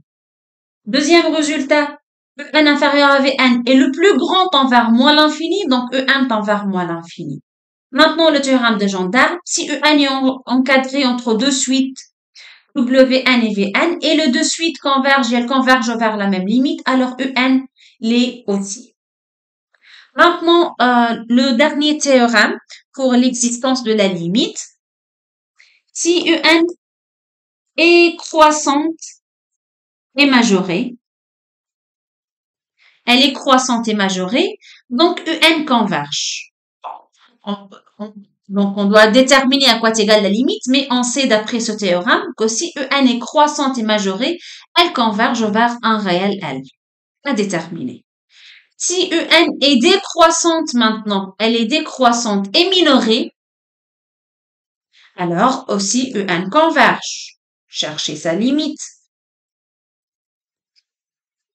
Donc, si En est croissante majorée, alors elle converge. Si elle est décroissante minorée, elle converge. Si maintenant elle est croissante mais non majorée, si En est croissante mais non majorée, n'est pas majorée, donc la limite dans ce cas de En égale plus l'infini. Donc croissante, si elle est majorée, donc elle converge vers un réel, non majorée, donc elle tend vers l'infini. Même chose, si En est décroissante, mais non minorée, mais elle n'est pas minorée. Donc, elle tend vers quoi? Elle tend vers moins l'infini. Donc, si elle est croissante, si elle est majorée, converge vers un réel, croissante non majorée, tend vers l'infini. Décroissante minorée tend vers un réel, décroissante non minorée tend vers moins l'infini. Voilà pour les théorèmes de l'existence de la limite. Je termine cette séance par vous rappeler le théorème de croissance comparée, mais cette fois pour les suites numériques. Par exemple, si on a la suite numérique exponentielle n et la suite numérique log de n et la suite n à la puissance alpha. Donc, puissance de n, exponentielle n et log de n. Et supposons qu'on a une forme indéterminée, par exemple, log de n sur n. Et je m'intéresse à la limite quand n tend vers plus l'infini. Bien sûr, il est clair ici que log de n tend vers plus l'infini et n tend vers plus l'infini. Et donc, on aura l'infini sur l'infini qui, d'une façon générale, forme indéterminée. Mais ici, d'après le théorème de croissance comparée, c'est 0. Pourquoi? Parce qu'on sait que la limite est dominée par les puissances de n, puisque le croissement de puissance de n est plus important que le croissement de log de n. Donc voilà, log de n sur n, lorsque n tend vers l'infini, ça tend vers 0.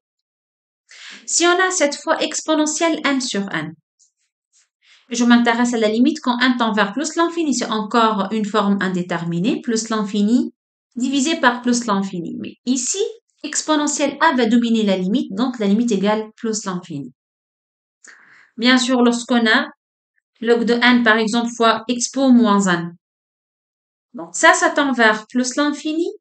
Et ceci, ça tend vers quoi? n tend vers l'infini. Donc moins 1 tend vers moins l'infini. Et donc expo moins l'infini, c'est 0. 0 fois l'infini forme indéterminé. Mais le croissement de exponentielle est plus important. Donc expo va dominer la limite. Et la limite, donc, c'est 0. Donc d'une façon générale, lorsqu'on a exponentielle alpha n à la puissance bêta, log de n à la puissance gamma, c'est-à-dire une puissance de n, une puissance de log de n, une puissance de expo n. Donc la limite est dominée par exponentielle lorsqu'on a une forme indéterminée. Bien sûr, donc ça tend vers. Si alpha est strictement positive, donc tout ça tend vers plus l'infini. Et si alpha est strictement négative, donc certainement dans ce cas, on aura alpha négative fois plus l'infini, c'est moins l'infini, et expo moins l'infini, c'est 0.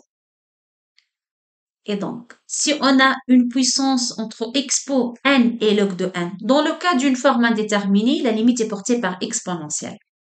De même, ici, lorsqu'on a un produit, il n'y a pas d'exponentielle, mais juste un produit entre puissance de n et logarithme de n. Dans ce cas, si on a une forme indéterminée, la limite est dominée ou bien est donnée par la puissance de n. C'est-à-dire est égale à quoi? Si bêta positive, donc tout ça va tendre vers plus l'infini. Si bêta positive. Et si bêta strictement négative, donc ici on aura comme si l'inverse de n, puisque la puissance est négative, donc c'est l'inverse. 1 sur l'infini qui est 0. Voilà le résultat pour si on a un produit de exponentielle, puissance et logarithme de n, c'est ce qu'on appelle théorème de croissance comparée. Voilà comme exemple. Si je veux déterminer la limite de n carré fois exponentielle moins 1, la limite de cette suite. Donc ici, ça tend vers plus l'infini. Maintenant, lorsque n tend vers l'infini, tout ça tend vers moins l'infini. Et expo moins l'infini est 0. Donc on a 0 fois l'infini. C'est une forme indéterminée, mais puisque on peut ici avoir, on peut voir que c'est le produit de puissance de n et expo n, donc la limite est portée par l'exponentielle, c'est 0. La limite lorsque n tend vers plus l'infini, le log de n carré sur n va être égal. Ici, on peut voir log de n carré, c'est quoi? C'est 2 fois log de n. Donc, c'est la limite quand n tend vers plus l'infini de 2 fois log de n sur n. Maintenant, je m'intéresse à cette expression, log de n sur n. Lorsque n tend vers l'infini, on a dit c'est une forme indéterminée, l'infini sur l'infini, mais la limite est portée par la puissance de n, donc 1 sur n, ça tend vers 0. La limite maintenant, quand n tend vers plus l'infini, de exponentielle moins 1 fois log de n plus 1 divisé par n égale à combien? Encore, c'est une puissance de n, 1 sur n, fois expo moins 1 fois log de n plus 1. Forme indéterminée, mais la limite est portée par exponentielle et donc, voilà la limite égale à 0.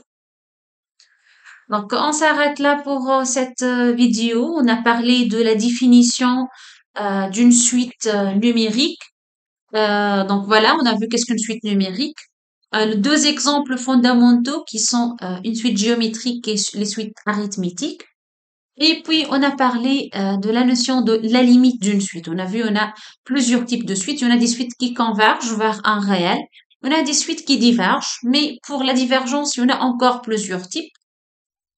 Il y en a des suites qui divergent vers plus l'infini, ou bien divergent vers moins l'infini, ou bien divergent tout simplement parce que elles ne possèdent pas de limite. Finalement, je vous remercie pour votre écoute et à la prochaine.